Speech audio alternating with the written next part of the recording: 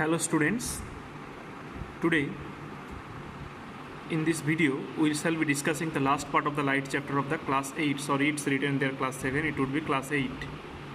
Now see, before puja vacation we have completed the structure of the human eye and its functioning. So today in this video we shall be discussing here the range of a vision of a normal human eye. Range of a vision of normal eye. The farthest point from the eye at which an object can be seen is known as the far point of the eye. The far point of a human eye is at infinity. This means that the far point of a normal human eye is at very large distance. The nearest point up to which the eye can see an object is clearly is known as the without any strain is called the near point of the eye. Generally this is 25 centimeter. That means a normal human eye can see the distant object as well as the nearby object, focusing the images of distant object as well as the nearby objects on its retina by changing its thickness or thickness. Okay, so but there are different type of eye defects we know. What are the different type of eye defects? One is that the myopia. Myopia is that defect of eye for which, due to which actually a person cannot see the distant object clearly. That is known as the myopia. Myopia is corrected by using spectacles containing concave lenses of suitable power. And some person cannot see the nearby object but clearly, but they can see the far object. That is known as the hypermetropia. Hypermetropia is that defect of the eye due to which person cannot see the nearby object clearly, but they can see the distant object clearly. Yet another defect of the eye which usually comes in an old age is cataract. The medical conditions in which the lens of the eye of a person becomes progressively cloudy, resulting in blurred vision, is called the cataract. So how can we take care of the eyes? Actually,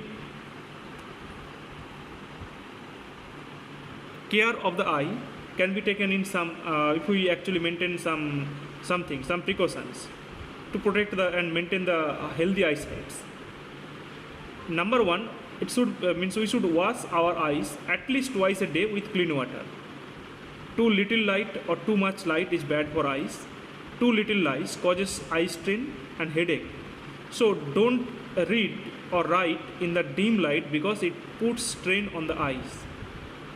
Always read keeping the books at a normal distance for distant vision. Okay, so that means see different means see some of the precautions if we maintain, then we can actually care of our eyes. And you know that the means see another topic of this chapter is there, that is the eyes of other animals. Animals have different actually eyes of different shapes and sizes. The eyes of crabs are quite small, but they enable the crab to look all around. Due to this, a crab can see an enemy even if it comes from behind. Butterflies have a large eyes which appear to be made up of the thousands of little eyes. And the eyes of butterfly enable to see not only in the front and the sides but the back as well. A night bird, owl can see very well in the night but not during the day.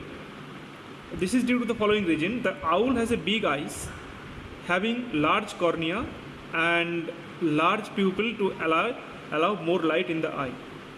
The owl's eye have a large number of rod cells in the retina which are actually sensitive to dim light, and only a few cones which are sensitive to bright light. And the daylight birds such as the eagle can see very well during the daytime but not in the night.